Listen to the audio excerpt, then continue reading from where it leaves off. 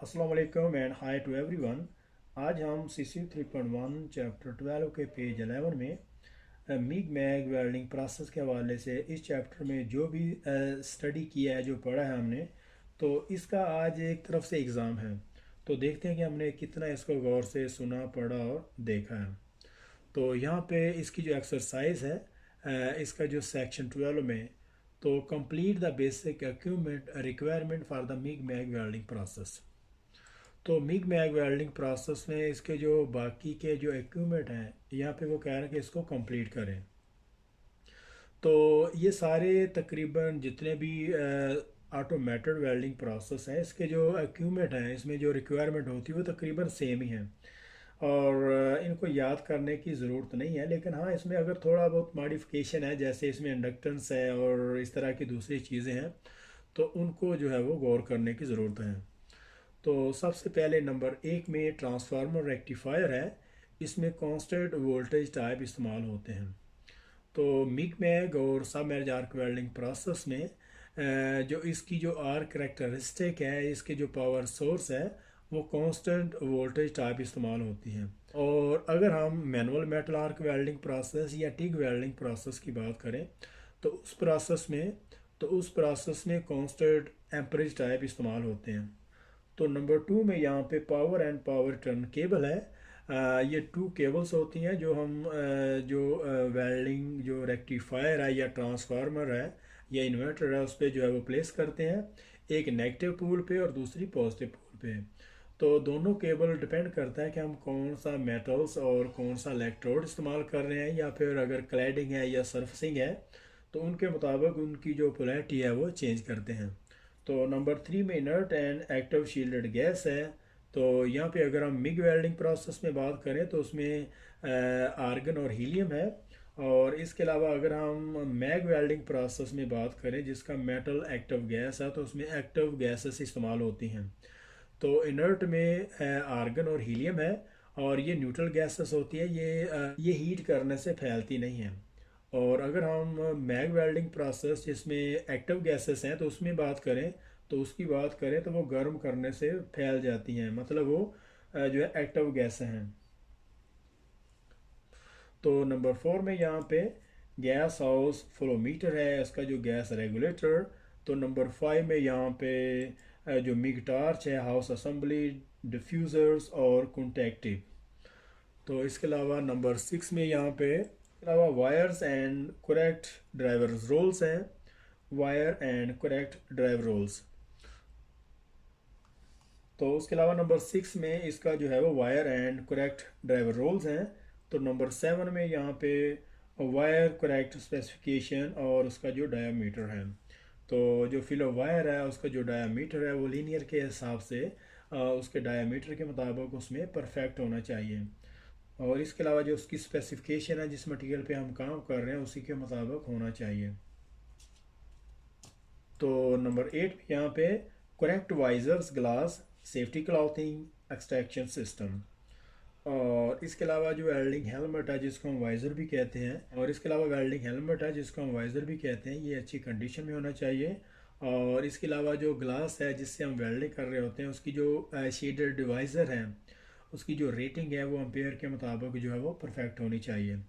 और इसके अलावा सेफ्टी क्लॉथिंग है, जो वेल्डर वहाँ पे काम कर रहा है वो प्रॉपर तरीके से सेफ्टी में हो, और उसके जो एप्रन है, जो पैड्स हैं, या इसके अलावा जो भी लॉन्ग स्लीव ग्लव्स हैं लेदर्स के, और इसके अलावा जो भी सेफ्टी वहाँ पे रिक्वायर है वो वहाँ पे उसको फॉलो करना होगा।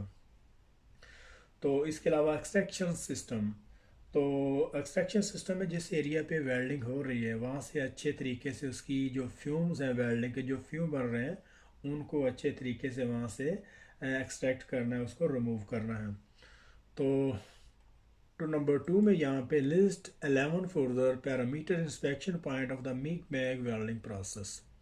और इसके अलावा वेल्डिंग प्रोसेस के जो पैरामीटर हैं, मज़ीद उसके जो इंस्पेक्शन पॉइंट और उसके जो पैरामीटर हैं, यहाँ पे वो मेंशन करने हैं। तो उसके अलावा नंबर वन में एम्परेज वायर फीड स्पीड है।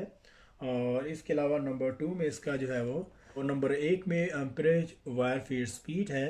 और अगर हम यहाँ पे वायर फीड स्पीड जो इंक्रीज़ करते हैं तो ऑटोमेटिकली उसका जो एम्पेयर है, जो करंट है, वो इंक्रीज़ हो जाता है। तो नंबर 2 पे यहाँ पे ओसी भी है, जिसको हम ओपन सर्किट वोल्टेज कहते हैं, और ये आर को इनिशिएट करने के लिए इसे यूज़ करते हैं। तो दूसरा यहाँ पे एक क्वेश्चन ये भी बनता है कि ओपन सर्किट वोल्टेज है वो किस लिए यूज़ किया जाता है? आर को स्मूथ रखने के लिए, आर को मेंटेन रखने के लिए, या फिर उसको इनिशिएट करने के लिए? जो ओपन सर्किट वोल्टेज है वो आर को इनिशिएट करने के लिए इस्तेमाल किया जाता है। और इसके अलावा जो आर्क वेल्डिंग वेल्डिंग या आर्क वोल्टेज है, वो आर को स्मूथ, उसको जो है वो स्टेड फास्ट रखने के लिए उसे यूज़ करते हैं। तो नंबर 3 में यहाँ पे वायर टाइप्स और वायर कौन सी है, यहाँ पे नंबर 3 में वायर कौन सी है, उसका जो टाइप्स कौन सा है, और उसका डायमीटर कौन सा है। तो नंबर 4 में यहाँ पे गैस टाइप फ्लो रेट, और इसी तरीके से नंबर 5 में यहाँ पे जो है वो कॉन्टैक्ट टिप और उसकी जो साइज़ कंडीशन। तो उसकी जो कॉन्टैक्ट टिप है उसको चेक करना कहीं वो कंटोमिनेटेड तो नहीं है। वो कंटोमिनेटेड है तो उसको जो है वो रिप्लेस करना। तो नंबर 6 में यहाँ पे रूलर टाइप्स, साइज और उसका जो प्रेशर है। और नंबर 7 में यहाँ पे जो है वो लीनियर साइज, और नंबर 8 में इंडक्टेंस सेटिंग। तो सबसे जो मोस्टली जो पॉपुलर यहाँ पे जो क्वेश्चन है यहाँ पे, और मिग मैग वेल्डिंग प्रोसेस में सबसे ज़्यादा जो मोस्टली जो आने वाला, तकरीबन हर एग्ज़ाम में आने वाला जो क्वेश्चन है यहाँ पे, तो वो इंडक्टेंस सेटिंग है। तो ये तकरीबन हर एग्ज़ाम में आता है, और ये मिग मैग वेल्डिंग प्रोसेस में इंडक्टेंस को यूज़ किया जाता है। तो यहाँ पे हम छोटी सी इसके हवाले से बात करते हैं कि इंडक्टेंस का जो मेन बेनिफिट क्या है, ये किस लिए यूज़ किया जाता है। ये मिग मैग वेल्डिंग प्रोसेस के जो इक्विपमेंट हैं, और ट्रांसफार्मर है, रेक्टिफायर है, या इन्वर्टर है, तो उसमें इंडक्टेंस सेटिंग को प्लेस करते हैं। इंडक्टेंस सेटिंग को क्यों प्लेस करते हैं? तो इंडक्टर सेटिंग जो है वो ये एक इक्विपमेंट है, और इसको इसलिए इस्तेमाल किया जाता है कि जब आमतौर पर वेल्डर जो वेल्डिंग कर रहा होता है उसके जो इलेक्ट्रोड्स हैं वो डिप कर जाते हैं, उसमें जो शॉर्ट सर्किट हो सकती है। तो शॉर्ट सर्किट होने की वजह से उसकी जो इलेक्ट्रोड की टिप है वहाँ पे बहुत ज़्यादा हाई करंट जो है वो, तो इलेक्ट्रोड डिप होने की वजह से, शॉर्ट सर्किट होने की वजह से उसकी जो इलेक्ट्रोड की टिप है उसमें जो एम्परेज है बहुत ज़्यादा हाई हो जाते हैं। तो इस वजह से उसका जो इलेक्ट्रोड्स हैं वो भी जल जाता है, और उसके जो पैरामीटर्स हैं जैसे कंडक्टर्स और उसका जो पूरा इक्विपमेंट है वो ही तकरीबन जो है वो उसमें बुरे असरात पड़ते हैं। तो इससे बचाने के लिए जो इंडक्टेंस सेटिंग को यहाँ पे प्लेस किया जाता है, ताकि जितना भी इक्विपमेंट है वो सेफ रह सके। और इसका जो मेन बेनिफिट ये है कि इसके जो स्पेक्ट्रम है कम हो जाते हैं। और नंबर 9 में यहाँ पे इंसुलेशन एंड एक्सट्रैक्शन है, और जितनी भी वेल्डिंग से केबल हैं उसके जो कंडक्टर हैं उनकी इंसुलेशन को चेक करना, उनमें जो उसकी जो प्लास्टिक है वो कहीं से डैमेज तो नहीं है। और इसके अलावा नंबर 12 में, और इसके अलावा नंबर 10 में एक्सट्रैक्शन सिस्टम। तो एक्सट्रैक्शन सिस्टम जैसे हमने पहले लास्ट में बात करी कि उसमें जो फ्यूम्स हैं उनको प्रॉपर तरीके से वहाँ से रिमूव करना। तो नंबर 11 में यहाँ पे जो है वो कनेक्शंस एंड वोल्टेज ड्रॉप है, और नंबर 12 में उसकी जो ट्रेवल स्पीड और ड्यूटी साइकिल। यहाँ पे क्वेश्चन भी बनता है कि वेल्डेड जोन जो है वो सबसे ज़्यादा किस चीज़ पे जो है वो अफेक्ट होता है। फॉर एग्जांपल एम्परेज है, वोल्टेज है, ट्रेवल स्पीड है, या उसकी जो एसी डीसी पोलैरिटी।